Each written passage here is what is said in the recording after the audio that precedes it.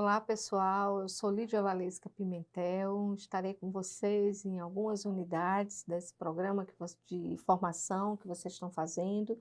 E hoje nós vamos trabalhar a unidade 1, Violação, Violência e Políticas Públicas. Nessa unidade, a gente vai identificar os principais conceitos e reflexões que envolvem as violações de direitos humanos contra crianças e adolescentes, principalmente aquelas relacionadas às violências e aos abusos. Esse tema, ele é um tema muito interessante, eu acho que está o tempo inteiro na pauta, né, dos conselheiros tutelares, das reflexões que vocês fazem, e no dia a dia, né, do cotidiano do trabalho de vocês. Proteger crianças e adolescentes contra as violações, as violências e os abusos é muito importante. Ela se encontra hoje, assim, numa das preocupações mais urgentes, né? E nós temos amparo aí, tanto no ECA, como nos documentos internacionais, como nos documentos de proteção dos direitos humanos, e ela, além desse escopo, que é um escopo mais, digamos, jurídico, ele também deve fazer parte da própria consciência da sociedade para que possa enfrentar essas questões, né? Então, hoje, na aula 1, nós vamos falar sobre os abusos e as violências, né? Existe uma fronteira muito tênue entre abuso e violência, mas elas são diferentes, né? O Brasil, ele é uma sociedade que foi construída, né, que foi colonizada a partir da violência. Então, assim, a gente precisa entender, talvez um pouco, que a violência, ela é parte integrante, constituída da nossa própria sociedade. Então, quando a gente pensa a escravidão, quando a gente pensa todas o conjunto de violências, né, que envolviam os escravizados, inclusive as crianças escravizadas, quando a gente pensa as violências domésticas que durante tanto tempo foram naturalizadas, né? Então, a gente está diante de uma sociedade que é uma sociedade que ao longo da sua constituição como sociedade, viveu fortemente a violência. Mas as coisas mudaram, né? Porque nós tivemos os avanços, que são os avanços que a gente pode chamar até de civilizatórios, né? Na própria sociedade. E esses avanços, que são avanços históricos, eles também têm seus marcos, que são seus marcos dentro da produção de leis de proteção à criança e ao adolescente. Essas leis são muito jovens, digamos assim, mas hoje elas se encontram dentro de um momento em que a própria sociedade precisa entender e dentro desse consenso que a sociedade vai produzindo, ela vai criando também os próprios mecanismos de proteção a essas crianças, adolescentes que são vulneráveis, né, a essas violações, a esses abusos. Então, a gente vai começar tentando diferenciar em abuso e de violência. Essa diferenciação, ela é uma diferenciação teórica, como eu falei, assim, está dentro dessa fronteira, mas para quem atua neste campo, né, garantindo aí a proteção de criança e adolescente, é importante fazer essa diferenciação. Então, os abusos, eles são tudo aquilo que está relacionado a um poder, né? Que é um poder etário, que faz com que que o adulto se sinta superior a uma criança e uma adolescente, né? Então, há um desnível aí, que é um desnível de poder, fazendo com que esse adulto ou essa pessoa mais velha, né, ela haja de modo a ser excessivo, de ser inadequado, de ser injusto, de ser impróprio, né? Então, a palavra abuso, ela tem dentro da sua etimologia tudo isso. Aquilo que é relacionado ao inadequado, ao excessivo, ao injusto, né? Então, o abuso, ele se constitui a partir dessa perspectiva, fazendo com que haja esse desnível, né? A violência, diferentemente do abuso, ele é o uso intencional da força física ou do poder real, com ameaça contra si próprio, contra outra pessoa, contra um grupo, a comunidade, que possa resultar em morte, em lesão, em dano psicológico, em problemas de desenvolvimento ou privação. Então, vocês percebem que são muito parecidos, mas são instâncias diferentes. Por quê?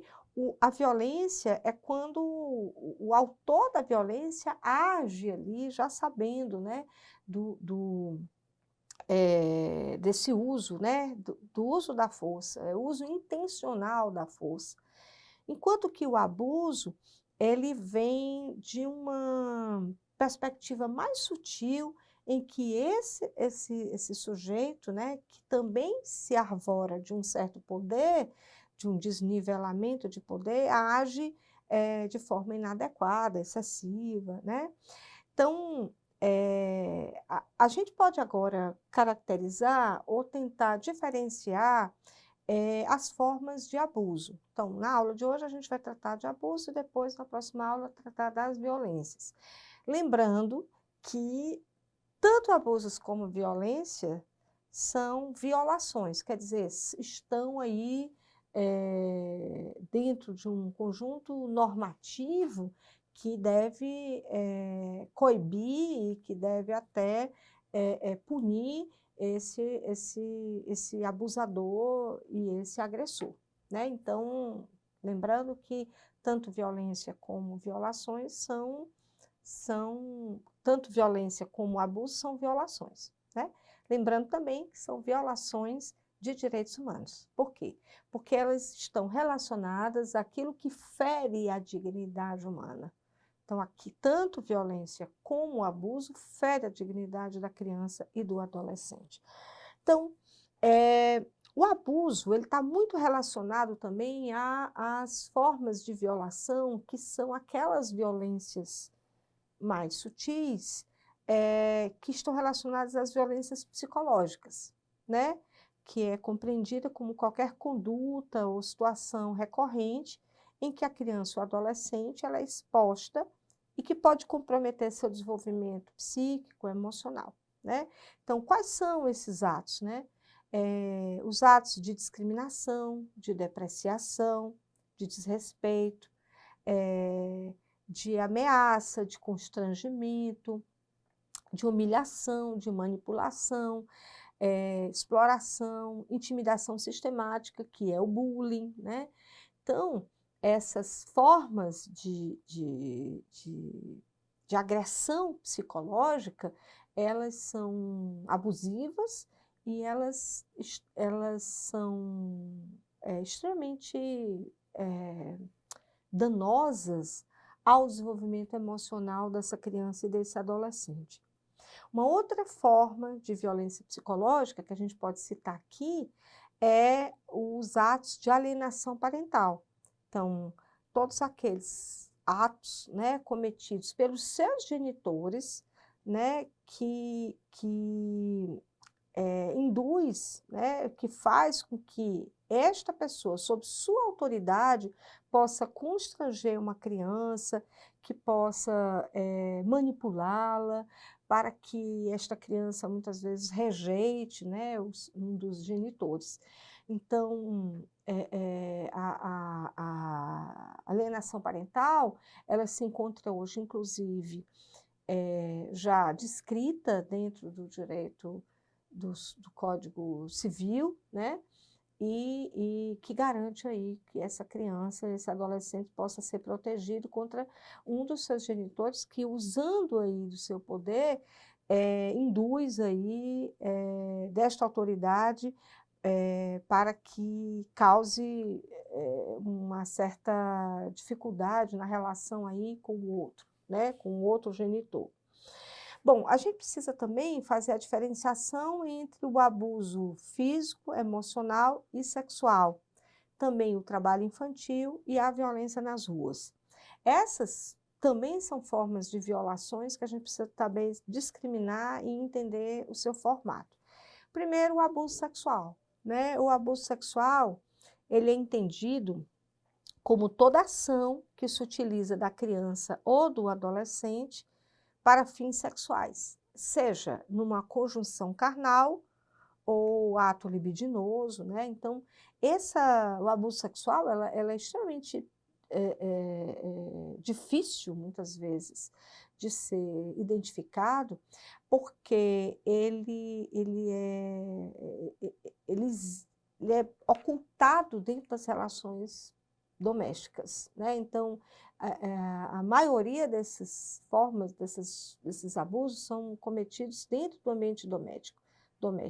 Então, identificar, né, desconstruir esse tabu que é preciso, de que é preciso denunciar esse abusador, seja ele uma pessoa da família, ou também um vizinho, ou alguém que está na comunidade, é muito importante, né?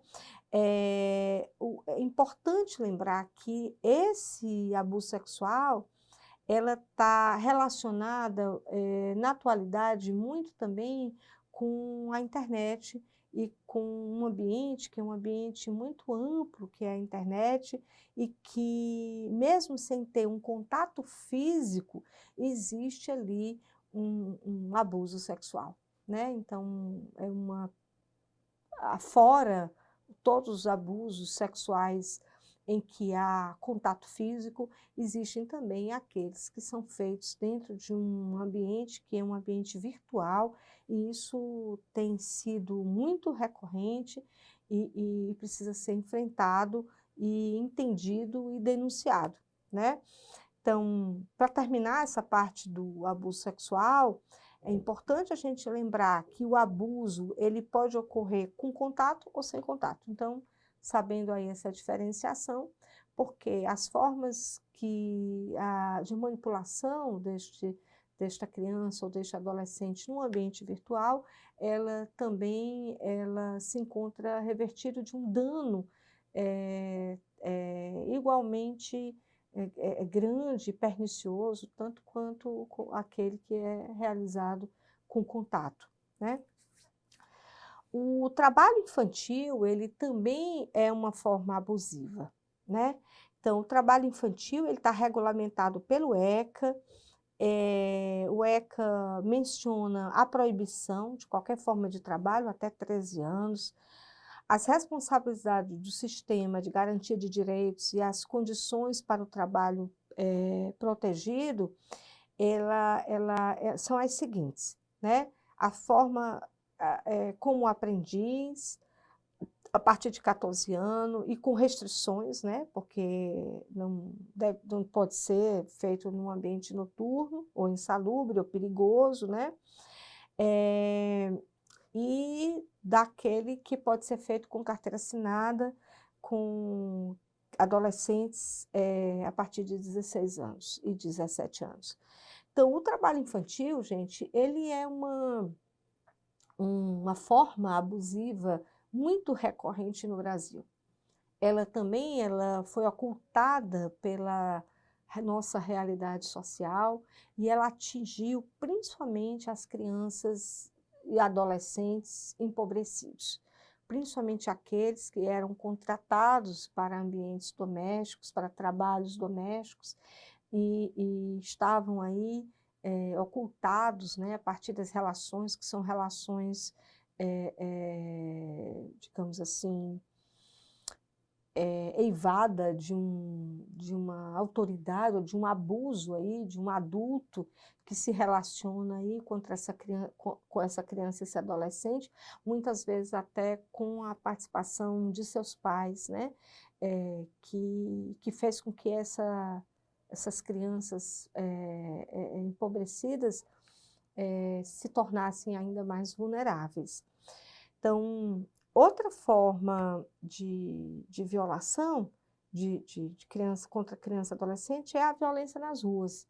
Então, aquelas crianças que vivem em situação de rua, elas estão muito mais sujeitas às violações, seja ela os abusos e as violências, né? Então, a violência nas ruas, ela faz com que essa criança, ela se torne aí digamos assim, uma dupla violação, né? Porque a vida, ninguém deve habitar as ruas, nem adultos, nem crianças devem habitar as ruas, né?